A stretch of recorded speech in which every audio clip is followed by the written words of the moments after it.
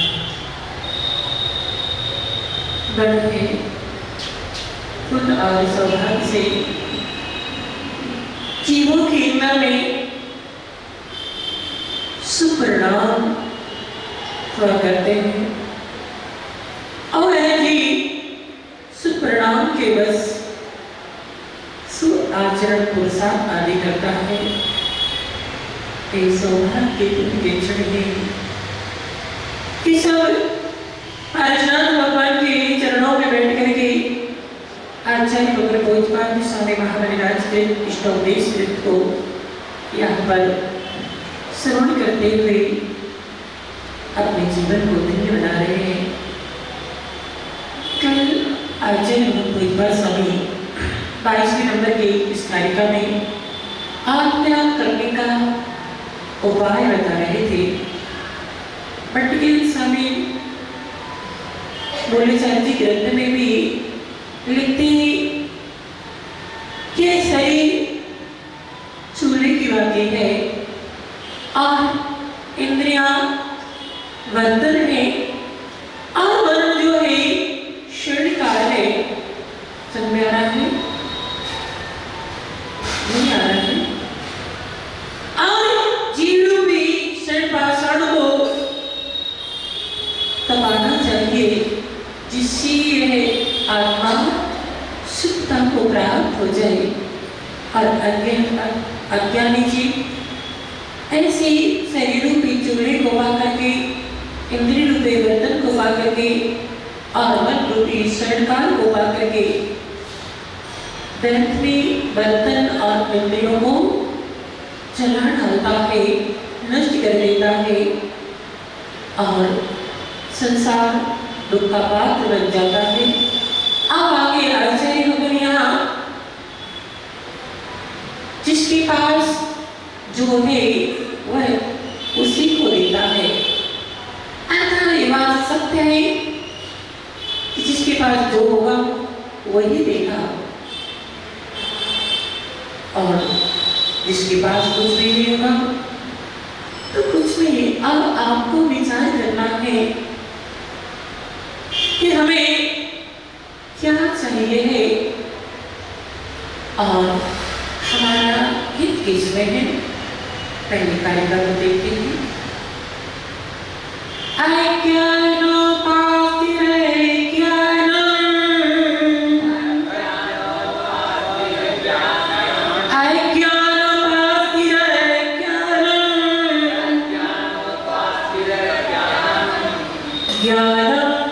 ज्ञानी समाहिष्ठया ज्ञानम ज्ञानी समाहिष्ठया ददाति यत्तु यस्यास्ति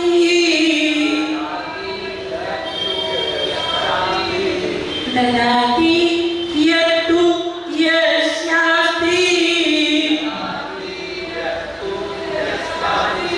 सुप्रसिद्धिविदं प्रजः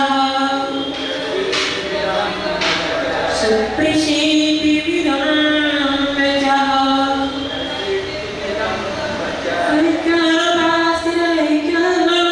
ज्ञानी समाश्रया ददाति यत्तु यस्यास्ति सुप्रसिद्धिविदं प्रजः।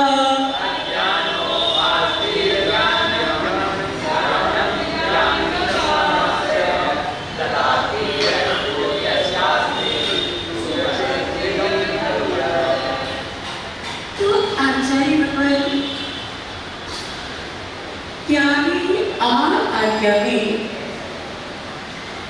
इन दो पर प्रकाश डाल रहे हैं, दो पर चर्चा करने जा रहे हैं।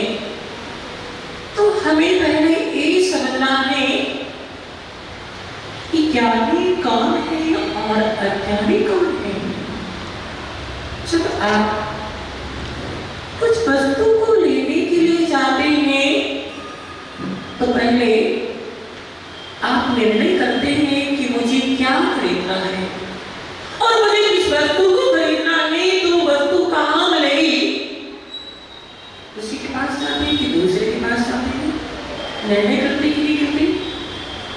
ऐसे कि चलो चलते हैं, अब जो समझ में आएगा वो खरीद लेंगे, ऐसा नहीं करते हैं। घर से भी निकलते हैं तो पहले निश्चित करके निकलते हैं कि मुझे क्या खरीदना है और वो कहाँ मिलेगी। करते ही नहीं करते। अब आपको भी निर्णय करना है कि मुझे क्या चाहिए है और वो कहाँ मिलेगा। क्या चाहिए आपको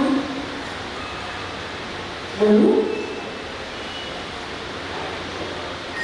अभी कुछ निर्णय ही नहीं है तो क्या बोलेंगे।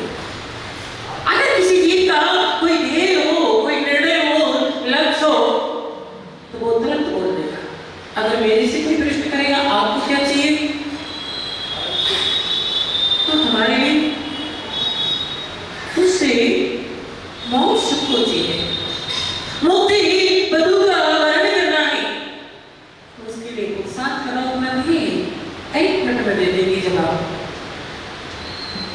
निराश बने? इसलिए बताऊं कि हमारी आत्मा में जो अनंत सुख है, हमारी आत्मा की जो निधि है वो हमारे पास है और हमारे पास है, उसको हमें पाना है। इसलिए हम इस मार्ग पे बढ़े, इसी मार्ग पे वो आत्मा की निधि मिलती है। अब आपको पूछा जा रहा है कि आपको क्या चाहिए, कोई जवाब नहीं है, सोच रहे हैं। किसी के पास कोई जवाब नहीं है, बोलो। चलो भैया आप बताओ, आपको क्या चाहिए, है ना? जब हमें चाहिए वो उनको चाहिए, तो हमारी जैसी चाहिए हमें चाहिए तो पहले हमारे जैसा बच्चा पड़ेगा। ये बात तो सत्य है कि हमें जिस मार्ग पे जिस लक्ष्य को पाना होता है उस मार्ग पर बढ़ना होता है। लक्ष्य हमारा दूसरा हो और मार्ग दूसरा हो, ऐसा हो सकता है। तो लक्ष्य उस मार्ग पे बढ़ना पड़ेगा। आपको दिल्ली आना है, आप दिल्ली जाना है तो आपको यहाँ से दिल्ली वाली ट्रेन बैठना पड़ेगा और बैठ जाओ कोलकाता वाले दिल्ली पहुंच जाओगे, नहीं पहुंचोगे। उसी में ही बैठना पड़ेगा जिस जगह आपको जाना है, जो जाती है। आज यही हो रहा है कि जीवन का कोई लक्ष्य नहीं है, क्या नहीं है, कोई लक्ष्य नहीं है, बस जी रहे हैं, खा रहे हैं। क्यों खा रहे ये भी पता नहीं, क्यों जी रहे ये भी पता नहीं, हमारा जन्म क्यों हुआ, कैसे हुआ ये भी पता है, हमारा जन्म क्यों हुआ, किसने हुआ, हमने ये मनुष्य शरीर को प्राप्त किया है, किसने प्राप्त किया है, बोलो कोई पता ही नहीं है। अपनी गाड़ी की भांति जिसे गाड़ी में लाइट ना चल रही है, अब ना उसको मार्ग दिखाई दे रहा है, ना उसको मंजिल का पता है, चल रही है, कहाँ जाएगी वो, कोई भरोसा नहीं। सोच विचार करो, हमारी एक जीवन रूपी गाड़ी चल रही है और कहाँ जा रही है, कहाँ जाने का लक्ष्य पता है किसी को, किसी को अनुभव की दौड़ हो रही है, किसमें लगे हुए हैं, अनुभव की दौड़ में। एक नगर में दौड़ का आयोजन हुआ, समझना, एक नगर में दौड़ का आयोजन हुआ और दौड़ का आयोजन हुआ और उसमें प्रतिभागी ने भाग लेने वाले जो दौड़ने वाले हैं, उसमें प्रतिभागी जो थे अंधे थे। किनको बुलाया गया, दौड़ने वालों के जो लोग थे, प्रतिभागी थे, वो अंधे थे और निर्णायक भी जो बैठा वो भी अंधा बैठा और दर्शक भी बैठे वो भी अंधे बैठे। अब उसे प्रतियोगिता का क्या रिजल्ट आएगा, बोलो क्या रिजल्ट आएगा? एक अगर कोई आंख वाला होता तो कुछ उसका रिजल्ट आ सकता था, वो आंख वाले कोई प्रतिभागी भी अंधे, निर्णायक भी अंधा और दर्शक भी अंधे। विचार करो, वो नगर, वो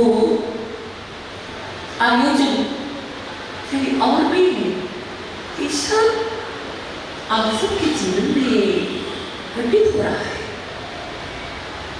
आप भी सोचो, हमें अपना भाग लिया है, हम भी प्रतिभागी बने हुए हैं, हमें कुछ मार्ग ही नहीं दिखाई दे रहा है, अपनी अंदर की बात दौड़ रही है, हमें पता ही नहीं है कि हम कहाँ जाना है, हमारा लक्ष्य क्या है, पता है किसी को, किसी को पता नहीं। निर्णय भी आपके जो परिवार के लोग हैं वो निर्णय भी कैसे उनको सेब का नहीं है, ज्ञान नहीं है, सेब भी पता नहीं है, वो क्या निर्णय करेंगे? वो भी अपनी किसान है। और दर्शक जिससे भी पूछो, जितने भी देखने वाले हैं वो भी कैसे हैं? अंदर की बात यह है। आप सोचो निर्णय क्या होगा?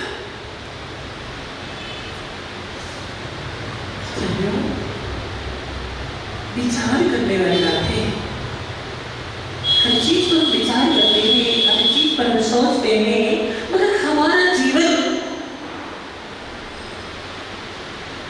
कहाँ जा रहा है? हम कौन हैं? कहाँ से आए?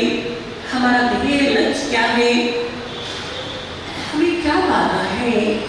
हमें कुछ पता नहीं है। हम किस लिए पुरुषार्थ कर रहे हैं? आपसे पूछा जाए, आप जो पुरुषार्थ कर रहे हैं किस लिए कर रहे हैं? पता नहीं, कर रहे हैं। पता है किसी को? किस लिए कर रहे? कुछ पता नहीं। तो हमारा क्या होगा ये हमारे लिए इतना अमूल्य? कहना जी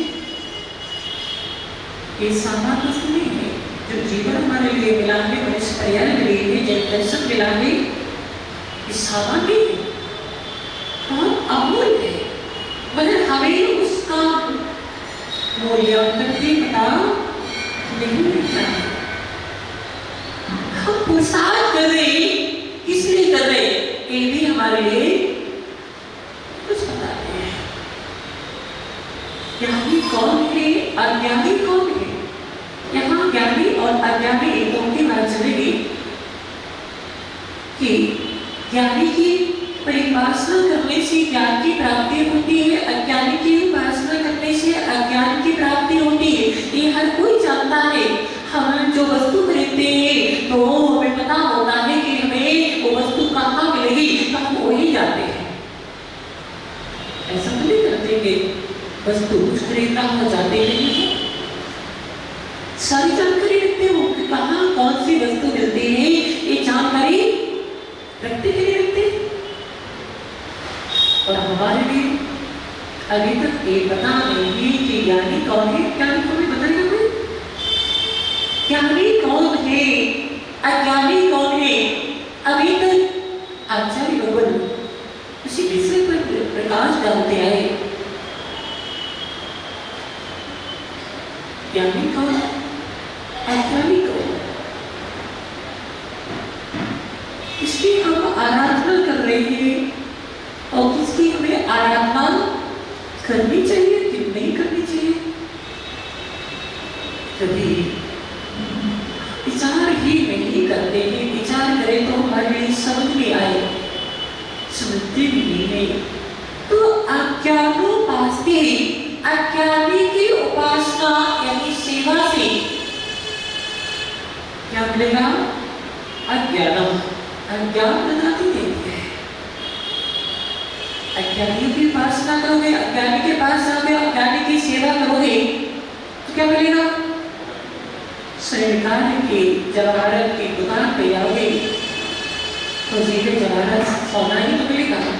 उससे कहो भैया हमें परिचूरी की सामग्री चाहिए। किसकी चाहिए? सरकार की दुकान पे जाओगे और उससे कहना कि मुझे परिचूरी की सामग्री चाहिए, दे देगा? तो क्या कहेगा आपको? कि भाई तुम्हें इतना भी पता नहीं है कि दुकान किसकी है, उस पर लिखा भी हुए और दिख रहा है और आप उससे मांग क्या रहे? क्या मांग रहे? इतना तो आप लोग बुद्धि विवेक लगाते हैं और फिर कार्य करते हैं। हमें पता ही नहीं है ज्ञानी कौन है और अज्ञानी कौन है, हमें चाहिए क्या है और मिल क्या रहा है। अच्छा लोगों ने पूरा पूर्व में इसलिए को स्पष्ट किया कि क्या हमारे अहितकारक है, क्या हितकारक है, किसमें आत्मा का कहते हैं, किसमें आत्मा का नहीं है, आत्मा का स्रोत क्या है, आत्मा के स्रोत की प्राप्ति कैसे होती है, बताया कि नहीं बताया? आपको अभी 22 श्लोक हो गए और 22 श्लोकों में यही सब बताया था, नहीं बताया था? अभी तक हमारे लिए ये समझ में नहीं आया है कि ज्ञानी कौन है और अज्ञानी कौन है। इसमें और कोई चर्चा नहीं, जो उन्होंने पूर्व में आपको जो बताया है उसी का ही उन्होंने रिजल्ट घोषित कर दिया है कि अब आपको चाहिए क्या। ज्ञानी कौन है, अज्ञानी कौन है, अज्ञानी के पास जो अज्ञान मिलेगा और ज्ञानी समाज से ज्ञानियों की उपासना सेवा से ज्ञान मिलेगा। अब आपको क्या चाहिए, ज्ञान चाहिए, क्या चाहिए बोलो? क्या चाहिए? जो ज्ञान चाहिए, ज्ञान चाहिए तो ज्ञान कहाँ मिलता है? ज्ञानी कौन है? ज्ञानी कौन है? दिया है ना? अच्छा तो बोले ज्ञानी यानी सम्मी ज्ञान, ज्ञानी यानी ज्ञान सही सिद्ध भगवान और भी ज्ञानी है। ज्ञान कहाँ मिलता है? दुकान पे नहीं मिलता है, किसी व्यक्ति के पास नहीं मिलता है। ज्ञान कहाँ है? जिसके पास है और अनंत भगवान है उनके पास है, जो अनंत भगवान है उनके पास है, जो निर्गुण गुरु है उनके पास है। वो जो जिन धर्म है, जिनकी उपासना करने, जिन धर्म की शरण में जाने, तमोक्ष शरण को बचा में धर्म की शरण जाने में हमारे लिए वास्तविक शरण के उसी में ही शरण में ही का आत्मज्ञान है। अब निर्णय करो, आपको ज्ञान चाहिए तो फिर कहाँ आना पड़ेगा? अगर जाओगे तो किस कहाँ जाओगे? कहाँ जा रहे? एकदम गुरु की शरण में कहाँ भाग रहे? बोलो, विचार करो, विचार में बात है, कहाँ भाग रहे? हम कह रहे हैं ज्ञान चाहिए, हमें ज्ञानी जो है हमारे अनंत भगवान पांचों परमेश्वरी ज्ञानी है और हम कहाँ भाग रहे? ज्ञानी की शरण में नहीं आ रहा, ज्ञानियों की उपासना कर रहे हैं। किसकी कर रहे हैं? ज्ञानी की नहीं कर रहे। ज्ञानी की उपासना से की होती, अज्ञानी बने बैठे होती। चाहे मैं हूँ चाहे आप हो, आप तक यही गलती होती आई है। हम अज्ञानी की उपासना करते आए, इसलिए इस अज्ञानमय संसार में अज्ञान में पड़े आए। ज्ञान पर्याय नहीं है, सिद्धों की ज्ञान से होता है। ये कौन सी पर्याय सिद्धों की है? क्या किसकी है ये पर्याय? किसके लिए प्राप्त होते हैं? अज्ञानियों के लिए। अज्ञानी है छद्मस्त जाते हो, जब तक केवल ज्ञान की प्राप्ति नहीं हुई है वो कैसे कहलाते हैं? छद्मस्त कहलाते। इसलिए हमारे तीर्थंकर भगवान जब तक उनको दीक्षा लेने के बाद केवल ज्ञान की प्राप्ति नहीं होती है तब तक वो छद्मस्त अवस्था का उपदेश भी। अब विचार करो, छद्मस्त तो ये जाते अज्ञानी, छद्मस्त का मतलब अज्ञानी। और जब तक उनको केवल ज्ञान की प्राप्ति में हम भी छद्मस्त हैं, अब ज्ञानी बनने का पुरुषार्थ कर रहे, उस ज्ञान को प्राप्त करने का पुरुषार्थ कर रहे। पुरुषार्थ ज्ञानी बनने का, ज्ञान को प्राप्त करने का है। वो पुरुषार्थ जो आपका चल रहा है वो अज्ञानी बनने का ही और अज्ञान को प्राप्त करने का पुरुषार्थ है। आया समझ में क्या है? इसलिए बहुत अच्छा है, बस समझ में आ जाए तो समझ में नहीं आएगा, ऊपर से निकलता रहेगा। सोचो अभी आचार्य भगवान बहुत संक्षिप्त शब्दों में अज्ञान और ज्ञान पर प्रकाश डाल रहे हैं। आत्मरोध ध्यान को बताया था, वो भी कैसे है? अज्ञान में है, उससे भी संसार की प्राप्ति होती है। और शुद्ध ध्यान में है, ये बताया आत्मा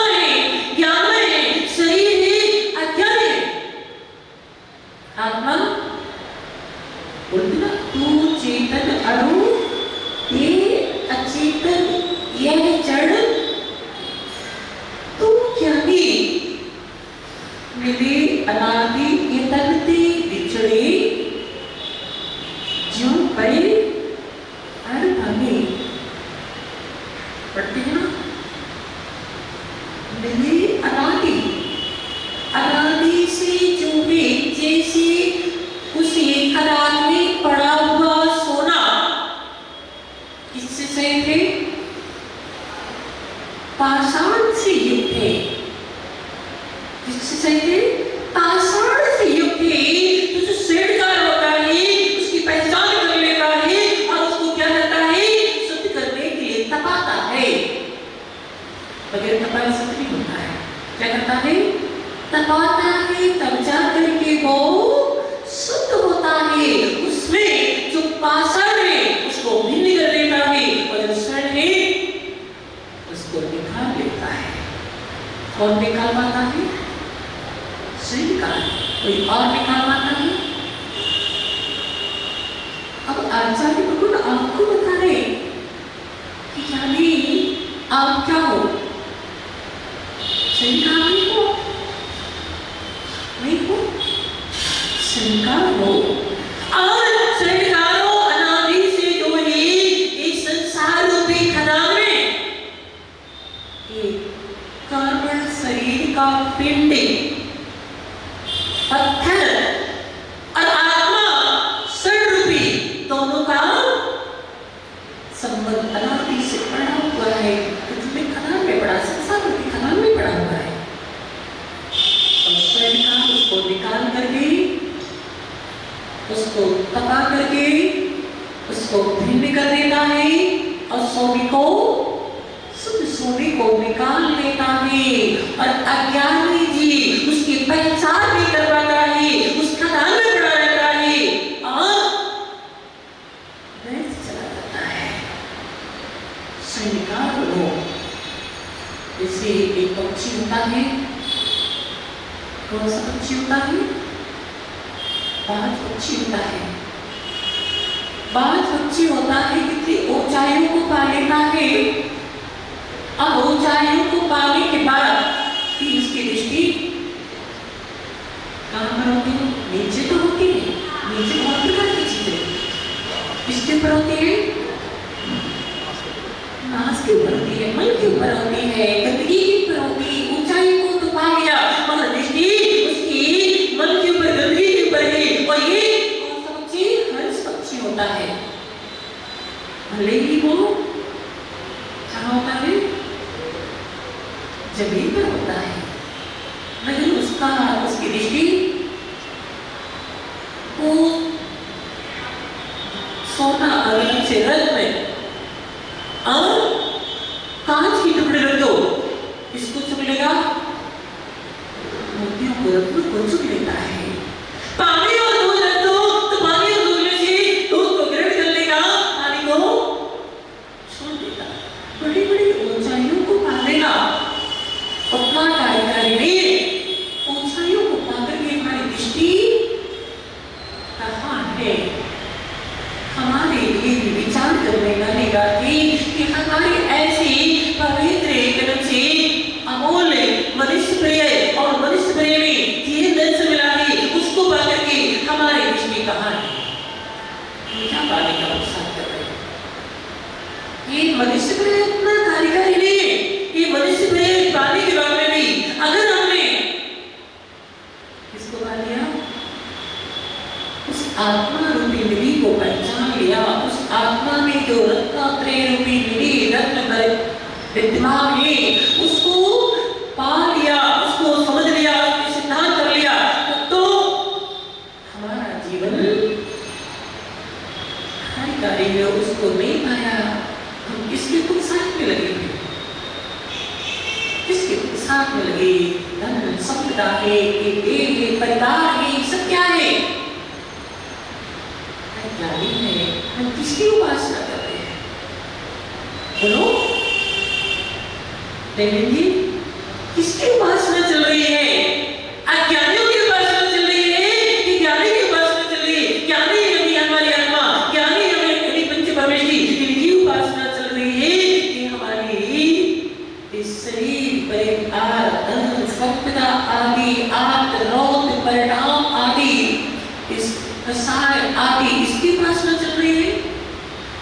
की उपासना करेंगे तो क्या होगा?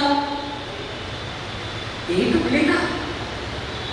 हम परिवार के लोगों की संगति करेंगे, परिवार के लोगों की परिपालना करेंगे तो परिवार की ही वृद्धि होगी, संसार की वृद्धि होगी। हम पंच परमेश की भगवान की उपासना करेंगे तो हम पंच परमेश की भगवान के समान बन जाएंगे। संगति का प्रभाव आप किसकी संगति, कितना यहाँ पर आकर के संगति करते हो और कितने घर पे करते हो, संगति का भी प्रभाव पड़ता है। मैं यहाँ पर बैठा हूँ तो संगति का ही प्रभाव है। अगर मैंने इन सबकी संगति की होती तो हम भी इनकी लाइन में बैठे होते, इनके साथ बैठे होते, इनके जैसे पुरुषार्थ में लगे होते। हमने गुरु की संगति की तो आप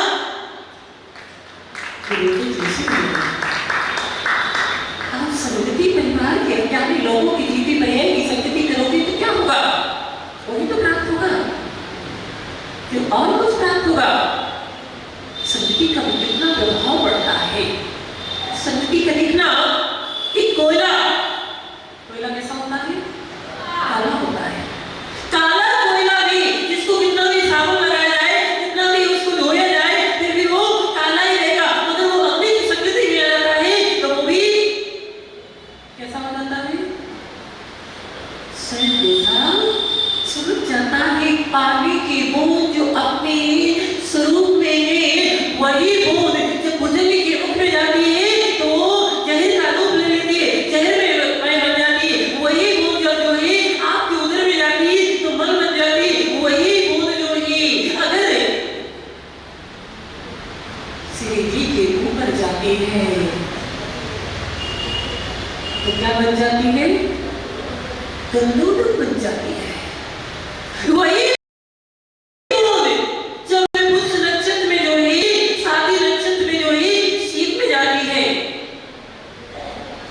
क्या बन जाती है? मोती बन जाती है। अब आप ये बूंद के समान हो, समझो आप बोलो बूंद के समान हो। अब आपको क्या बनना है? बोलो क्या बनना है? बोलो बेबियों, आप भी बूंद के समान हो। आप कोई बूंद से भोगों में चली जाएगी तो क्या बन जाएगी? वो भी आत्मा बन जाएगी। क्या बन जाएगी? वो भी आत्मा। अभी भोग रहे हैं और आगे फिर भोगने के लिए तैयार हो जाएंगे। वही आत्मा रूपी बूंद गुरु की संगति में आ जाएगी तो गुरु के जैसी बन जाएगी। वही जब गुरु की संगति में आ जाएगी, पुरुषार्थ करके अपनी आत्मा की वृद्धि पहुंचेगी तो वही आत्मा क्या बन जाएगी? परमात्मा। क्या बनना है आपको? कोई लक्ष्य नहीं है, क्या बनना है? एक मिनट में निर्णय हो जाए। ज्ञानी जीवन नाम में जो उसको समझ में आती है, एक मिनट में निर्णय हो जाता है। एक बार ऐसे प्रवचन चल रहा था और प्रवचन में नरकों का वर्णन चल रहा। किसका चल रहा था? नरकगति के दुखों का वर्णन चल रहा था। और नरकगति के दुखों को अच्छी तरह से एक विद्वान जो है सभा में सुन रहा था। और सुनते सुनते जब उसने नरकों के दुखों को सुना, ऐसे नरकों के दुख होते, इन कार्यों के करने से नरक के दुख प्राप्त होते, सभा के बीच में खड़ा हो गया और गुरु के सामने आकर के बोलने लगा, जो आप बताओगे, जैसा उपाय बताएंगे हम वो करने के लिए तैयार। मुझे मगर नरकों के दुखों को प्राप्त नहीं करना है। उसके समझ में आ गया था। और आप इतने दिनों से सुना, आपको क्या समझ में आया? कुछ नहीं, बस बैठे हुए हैं, सब सुन रहे हैं। इसलिए तो ये प्रभाव होता है कि देखना एक दिन सुन लेते हैं और यहाँ से निकले, बाहर निकले, यहाँ तक बैठे, समझ में आ रहा है नहीं आ रहा है तो कुछ पता नहीं। यहाँ से बाहर निकले वही के वही स्थिति हो जाती। कुछ समझ में आता है कि परिवर्तन आता है? आता है? हमें तो नहीं लग रहा है। आगे मन किया तो बैठ गए, मन की नहीं किया तो नहीं बैठ गया। कुछ समझ में आता तो आपको लगता कि आज जो है ये विषय है, आगे क्या विषय? जैसे कोई सीरियल भी देखते हो और सीरियल को रुक जाता है तो आपकी रुचि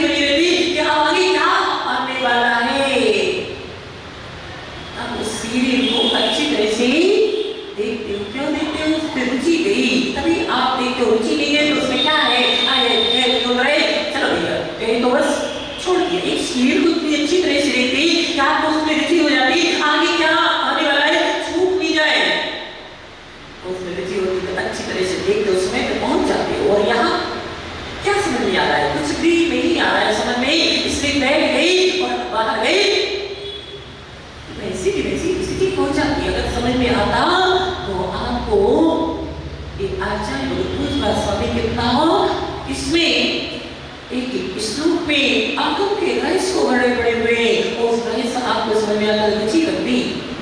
एक वस्तु भी आपको अच्छी लगती है, अगर थोड़ा सा खाने को मिल जाए तो आप उसके लिए प्रयास करते हैं, अब वही वस्तु खाना है, अच्छी लगेगी। और यहाँ आपको क्या अच्छा लग रहा है, महाराज ये बस चिल्लाते जाओ, कुछ समझ नहीं आ रहा है। रुचि होती है, सिद्धांत होता है, हमें समझ में आता है, तो ये कारण भी है कि हमारा पुरुषार्थ भी तद्रूप नियम से होता है। हमारा तो बिना लक्ष्य की गाड़ी है, बिना उद्देश्य, कोई लक्ष्य नहीं है, कोई उद्देश्य नहीं है, हो रहा है, उससे क्या परिणाम होता है उसका, ये भी हमारे लिए क्या है पता नहीं है। पता है इसका परिणाम क्या है, जो मेरे द्वारा पुरुषार्थ किया जा रहा है उसका परिणाम क्या है, पता है किसी को, ये भी पता नहीं है। अभी तो अनादि से लेकर के आज तक संसार में हम भटक रहे हैं, और कब तक भटकेंगे, जब तक ऐसी स्थिति हमारे जीवन की चलती रहेगी,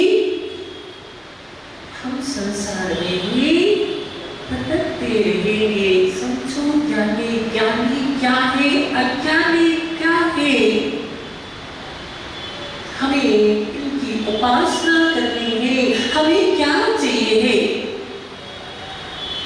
बोलो आपका जीवन का लक्ष्य क्या चाहिए, आपको क्या चाहिए, आपको संसार चाहिए, वही दुख चाहिए, वही परिवार चाहिए, वही तन चाहिए, यही चाहिए कि और कुछ चाहिए, वही भोग चाहिए। भोगों के बारे में बता दिया था, धन के बारे में बता दिया, शरीर के बारे में बता दिया था, परिवार के बारे में बता दिया, इसके बारे में नहीं बताया था, इन्हीं के बारे में बताया था ना, और फिर आत्मा के बारे में भी बता दिया था। अब आपको क्या चाहिए, बोलने के लिए हमारे पास कुछ है ही नहीं, क्या बोलेंगे, क्योंकि हम बगैर लक्ष्य के हैं, हमारे कुछ समझ में आ ही नहीं रहा है। एक व्यक्ति था सभा में, उससे बालक से जैसे सभा चल रही थी, पूछा कि बेटा तुम्हारे समझ में क्या है, पहले सभी लोगों से पूछा आपके समझ में क्या है, कोई सब ने कुछ नहीं जवाब दिया कि क्या समझ में, ये बोलते हैं नहीं आ रहा समझ में, तुम्हारा जी पूछेंगे क्या नहीं आ रहा समझ बताएंगे, और ये कहेंगे समझ में आ रहा है, और क्या समझ में आ रहा है तो बताना पड़ेगा, तो कुछ नहीं, किसी ने कोई जवाब नहीं दिया। एक बालक खड़ा हो गया और बालक बोला हमारी समझ में आ गया।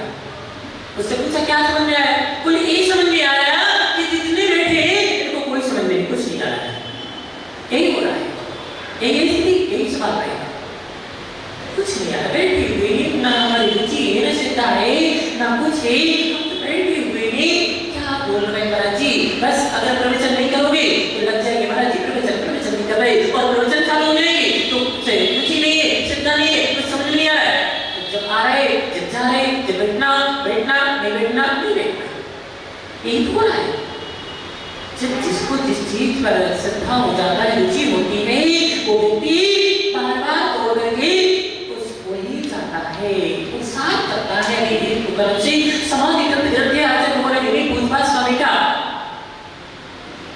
उसमें भी लिखा है कि जिसमें रुचि होती है, जिसको श्रद्धा होती है, उसी के बारे में वही पूछता है, उसी के बारे में जानने का पुरुषार्थ करता है, और उसी के बारे में ही दूसरों से भी पूछता है, जिसमें रुचि होती है। आपको जिसमें रुचि होती है उसी के बारे में पूछने के लिए बोलते, आपको कोई व्यापार करना है, आप जिसको आपको नॉलेज होती है, उसके नॉलेज जिसके होगी उसी के बारे में उससे पूछे होंगे, तो कैसे किया जाता है बिजनेस से, ये बिजनेस कैसे किया जाता है, इसमें क्या लाभ होता है, प्रॉफिट कैसे होता है, अच्छी तरह से जानते हो कि जानते हो कि कैसे करना चाहिए, तो पढ़ाई कितनी है, बालों की है, कोई बिजनेस करना है, कुछ उसको लाना है, तो कितनी मेहनत करता है, कितनी पढ़ाई आप एक कर देता है, वो प्यास उसको कुछ नहीं दिखती, क्यों,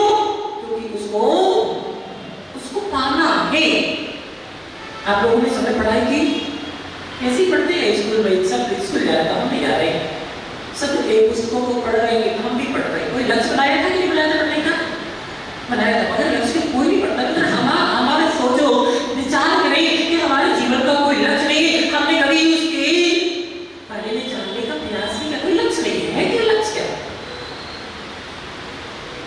सोचो क्या होगा, उस तत्वों की दौड़ ही तो चल रही है, क्या हो रहा है? दर्शक भी अंधे, निर्णायक भी अंधा और प्रतिभागी भी अंधे, उसका रिजल्ट क्या आएगा? अंधों की तो दौड़ चल रही है, कोई अंतर है क्या? है अंतर क्या? बोलो क्या क्यों? कोई अंतर नहीं है। उसको देखकर के जरूर कहते कि अरे क्या है, हमारे जीवन में तो वही हो रहा है ना, हम भी हमें भी कोई हमारा कोई लक्ष्य नहीं है, हमें कोई लक्ष्य नहीं है, हमारा कुछ उद्देश्य नहीं है, और परिवार वाले भी तो अन्य के बाकी हैं, उनका भी कोई लक्ष्य नहीं है। वो आपको विदेश में कर रहे हैं, तो वहां का कर रहे हैं, संसार की व्यक्ति का कर रहा है कि आत्मकल्याण करवा रहे हैं, विदेश में कर रहे हैं, किससे कर रहे हैं? संसार का ही कर रहे हैं। निर्णय भी दर्शक भी हुई है और प्रतिभागी भी विचार करने वाली बात है।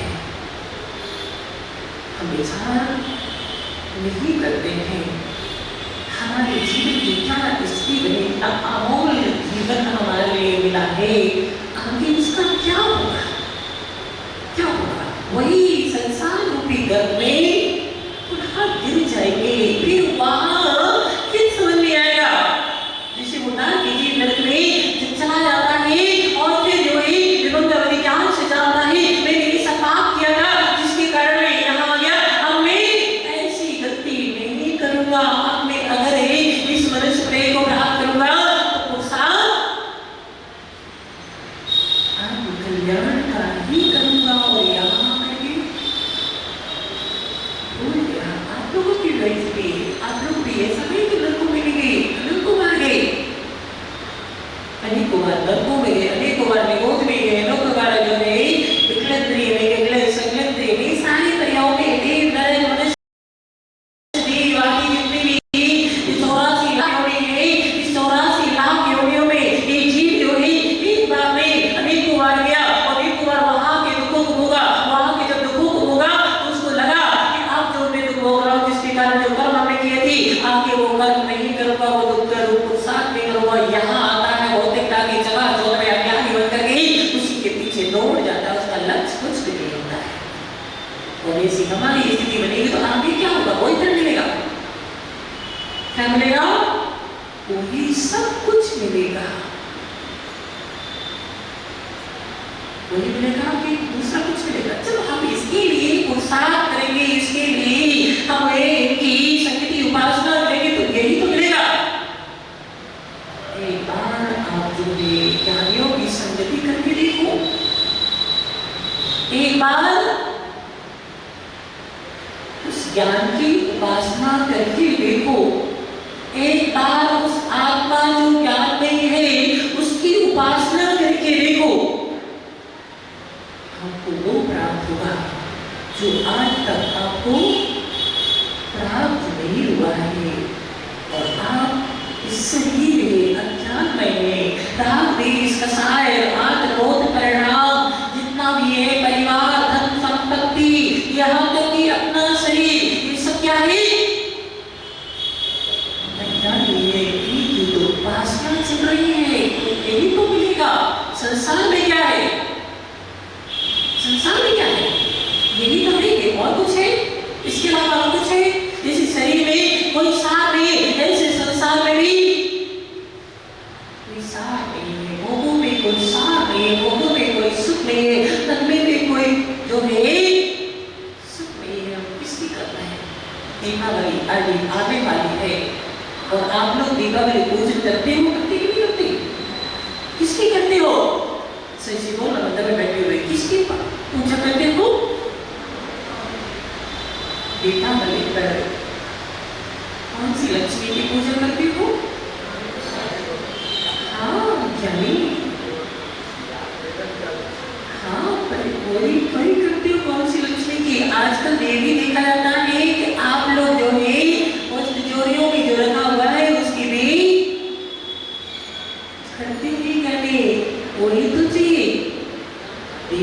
अंदर अपने दिव्य में प्रकार की लक्ष्मी का वर्णन है।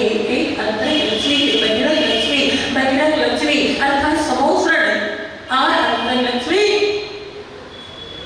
अनंत कृष्ण है।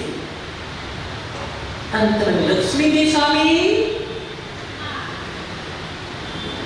अनंत भगवान, सिद्ध भगवान और जो संसारों की लक्ष्मी के स्वामी कौन है? हम सब बैठे हैं ना, उनके स्वामी बैठे, किसके स्वामी हो? उसी लक्ष्मी के स्वामी हो कि दूसरी लक्ष्मी के स्वामी? कौन सी लक्ष्मी के स्वामी हो? बोलो। अब वही लक्ष्मी चाहिए, उसी लक्ष्मी के स्वामी है तो उन्हीं लक्ष्मी की पूजा करिए, उनकी थोड़ी ना करते। 64 रिद्धियों के स्वामी गौतम स्वामी हुए थे, तो हम जो है 64 रिद्धियों के माध्यम से 64 रिद्धियों की उपासना करते, और उसकी उपासना इसलिए करते कि हम भी ऐसे 64 रिद्धि के स्वामी बने, इसलिए करते हैं। और फिर अगर ये बात समझ में आती है तो फिर हम वो मार्ग का अनुसरण भी करते हैं। आपने कहा कि आपको तो चाहिए, कौन सी चाहिए लक्ष्मी? ये दोनों लक्ष्मी होनी चाहिए। कौन सी लक्ष्मी चाहिए? हाँ, समुद्र में वो रत्नों का बना होता है, इतना विशाल वो समुद्र जो होता है वो भी अमूल्य होता है, पुनीत होता है। उसके सारे विश्व में भी अगर सारी संपत्ति को एक साइड रख दिया जाए और समुद्र जिससे रचना होगी वो समुद्र एक साइड रख दिया तो वो सारी संपत्ति संसार के लोगों की उसके सामने भी है।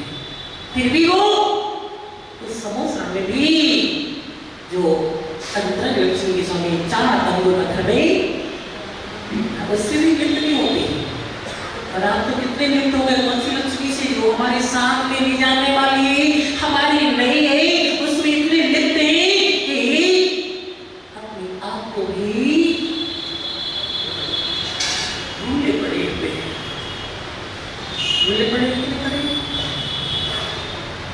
ऐसी स्थिति है या विचार करो हम क्या कर रहे हैं, किसकी उपासना कर रहे हैं? सपन में भी उसी की उपासना चल रही है। सपन में आते हैं तो इसी के आते हैं और इसी के आते हैं। अब जिसका पुरुषार्थ उपासना जिसकी चल रही है, संगति जिसकी चल रही है, उसी के तो ही सपना है। विचार करने वाली बात है और हम विचार नहीं करते। विचार करने के लिए समय है, इसके लिए विचार करने के लिए फालतू के मन के आश्रम हो जो कार्य है उसके लिए विचार करते, उसके लिए हम पोशाक करते, उसकी हमें चिंता होती है, मगर हमें अपनी आत्मा की निधि की ना चिंता है कि वो निधि कौन सी है, वो निधि कहाँ कैसे प्राप्त होती है, उपाय क्या है? अगर कोई बता दे कि आपके घर में क्या ये कुछ गड़ा हुआ है और बता दे तो फिर उसी समय से बिल्कुल तुरंत जब तक वो निकालने का प्रोत्साहन निकालने में मन उसी में लगा रहेगा। और आपको बताया जा रहा है कि आपके पास में भी कौन सी विधि है? रत्नात्रय रूपी विधि है। आप उसको निकालने का प्रोत्साहन क्यों नहीं कर रहे? क्यों नहीं कर रहे? इसलिए नहीं कर रहे कि अभी आपको उस पर विश्वास नहीं। सत्य बात है, विश्वास नहीं है। बाहर से कह देते मगर अंतर से विश्वास नहीं है। विश्वास हो जाए तो भिखारी बन करके हम ये क्यों उनकी संगति में लगे, क्यों उनकी उपासना करेंगे? हम तो उसी की उपासना करेंगे, आत्मा रूपी ज्योति की, जो आवरण से कर्म के आवरण से ढकी पड़ी हुई है। किससे पड़ी है ढकी?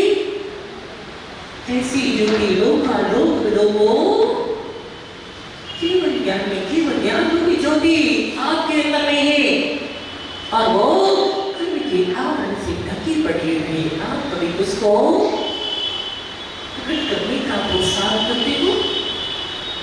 जब समझ में आ रहा है कि नहीं आ रहा है कि हम वैसे लगे? कुछ समझ में नहीं आ रहा है। आ जाएंगे। आप गारंटी है कि आपको ना परिवार की चिंता होगी, ना धन की चिंता होगी, ना धन की चिंता होगी, ना मकान की चिंता होगी। उस समय आपको चिंता होगी तो वो विधि जो हमारे हाथ से वो कैसे आपको बस वही करता है। ये भी जैसे आप लोग वो भी पागल है ना, किसमें पागल है आप लोग? भोगों के प्रति, शरीर के प्रति पागल बने हुए हैं।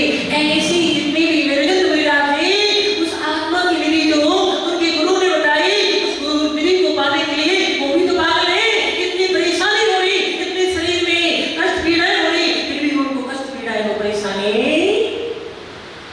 दिखाई दे रही क्या? नहीं दिखाई दे रही। और आपको ऐसे भोगों में पागल हो के आपके ऊपर इतनी परेशानी हो रही है, आपको परेशानी नजर आ रही है क्या? नहीं आ रही। कितनी परेशानी हो रही। एक घर में देखो, एक व्यक्ति की स्थिति देखो, बेचारे ऐसी स्थिति बनी हुई, हर व्यक्ति आता है किसी न किसी प्रकार से दुखी है, वो आता है वो उसको बताते भैया ये पुरुषार्थ करो सुबह जी, तो वो नहीं करेगा, उसमें पुरुषार्थ करेगा, परेशान हो रहा है फिर भी करेगा। ऐसे अज्ञानी जीव है। और यहाँ इतनी परेशानी होने के बाद में, सर परेशानी आदि सब कुछ होने के बाद में भी उसमें भी कभी देखा कि कभी दुखी हो, रात को देखा कभी दुखी हो, इतनी परेशानी होने के बाद एक टाइम भी आहार लेते तो सब कुछ जो परेशानी आती सब कुछ सही करते, फिर भी वो सुखी होते कि दुखी होते? सुखी होते। क्यों होते? उनको अपनी विधि का ज्ञान हो गया। इतनी वर्ष इतनी परेशानी निकल गई, अभी तक उनको अपनी विधि का ज्ञान नहीं था, और आज ज्ञान हुआ है।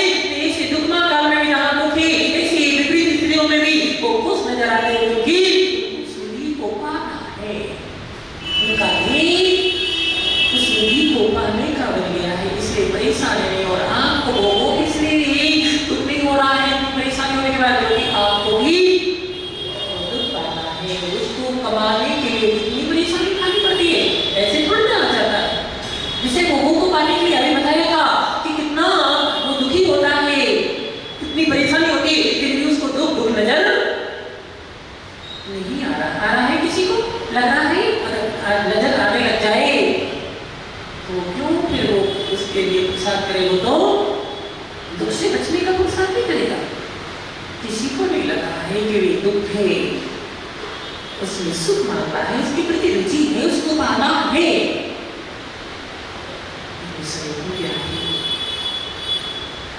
समझो ज्ञानी कौन है?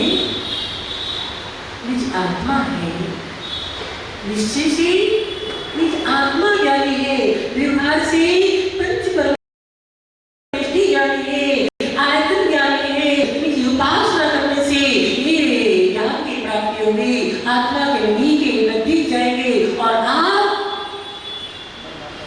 अज्ञानियों की उपासना कर, अज्ञानी क्या है? शरीर है। ये शरीरधारी जितने दिखाई दे रहे सब अज्ञानी है। जो ज्ञानी है वो दिखाई देता नहीं है, जो अज्ञानी है वो कुछ जानता नहीं है, फिर भी आप उसी के लिए पुरुषार्थ कर रहे हैं। तो योगिंद्र देव ने योग आचार्य और योगिंद्र देव ने प्रकाश ग्रंथ में लिखा है कि भोगी योगी को लेकर के विचार करते ये बावले हैं, और योगी भोगी को लेकर के विचार करते ये बावले हैं। समझ में नहीं आया आज तक बावले हैं कौन? कौन बावले हैं? दोनों बावले हैं। देखो कितना ज्ञानी कर, दोनों बावले हैं। बावले जानते कहाँ गए? अज्ञानी। अज्ञानी के पास, भोगियों के पास भी रत्ना त्रैलोक्य की विधि है। कैसे पागल है, उसको भूल करके, उसको छोड़ करके इसे भोगों के पीछे दौड़ रहे, कैसे पागल है।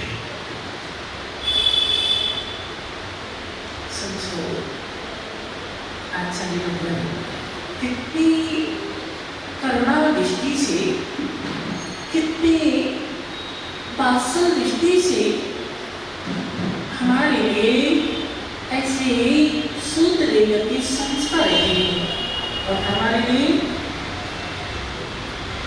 कुछ समझ नहीं आ रहा है। यहाँ में नहीं लगता है, समझ में आता है, और बाहर निकल जाते तो समझ में आता नहीं जैसे ढाला नहीं बारह भावना तो चल रहा था याद है 12 भावना चल रही थी और 12 भावना वहां कर तो पढ़ लिए क्यों काका जी और पूछा पढ़ रहे होंगे कितनी भावना होगी भावनाओं को याद करना तो दूर हमें ये भी पता नहीं था कि भावनाएं कितनी पढ़ ली कितनी रह गई बस पढ़ रहे हैं रुचि नहीं है उसको उठा करके देखना भी नहीं है और साथ भी नहीं करना है बस ऐसे यहाँ पर है यहाँ पर भी तो वही तो चल रहा है कि नहीं चल रहा है क्या पढ़ लिया क्या समझ में आया पता नहीं है इसलिए एक स्थिति बनी हुई है अगर कुछ समझ में आता रुचि होती तो गारंटी है जिसके कानों में एक बार एक शब्द पड़ जाते तो विचार करता कि चल द्वारा से जरूर जाना है जैसे कहते ना जब बीन की आवाज सुनकर के कालिया नामी नच जाता है जो निकट में होता है उसके कानों में बड़े काम में और उसको आनंद मिला तो वो निकटवर्ग हो ही नहीं सकता है भैंस के आगे भी बजा तो क्या करेगी वो क्या करेगी नाच जाएगी क्या कान्या नाच जाता है बीन की आवाज और भैंस के आगे बजाओगी वही रिजल्ट हो रहा है यहाँ पर आप भले नहीं समझ रहे मगर जो यथार्थ है वो यथार्थ यही है उसी के कानों में दिल सुख पड़ता है उसका मन रूपी मयूर नाच उठता है और प्रसार करता है कि कब आज तक जो है ऐसे तत्व की देशना को श्रवण नहीं किया है जिसके कारण संसार बढ़ रहे आज सौभाग्य है कि हमारे लिए वो तत्व जिन भगवान की देशना आचार्य भगवान पूज बाप जैसे महान आचार्यों के द्वारा स्टॉप देश के द्वारा हमें सुख को मिल रहा है रूपी मयूर नहीं नाचा क्यों नहीं नाचना है क्योंकि हमारी स्थिति तो किसके जैसी है सब समझ रहे हैं समय होगा लगेगा मुझे शिक्षण तम नाश वे को ज्ञान के प्रकाश वे को आपा पर भास वे को भानु सी बखानी है छहो द्रव्य जानवे को बंध विधि भानवे को स्वपर पहचानवे को परम प्रमानी है अनुभव बताएवे को जीव के जताएवे को काहू ना सताएवे को भव्य और आनी है जहाँ तहाँ तारवे को पार के उतारवे को सुख विस्तारवे को यही जिनवानी है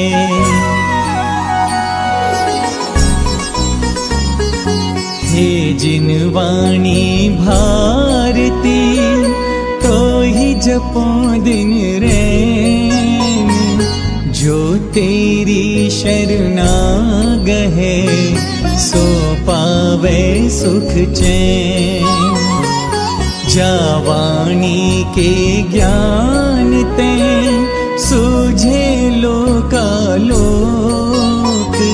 सोवाणी मस्तक नमो सदा देत हो ढोक सोवाणी मस्तक नमो सदा देत हो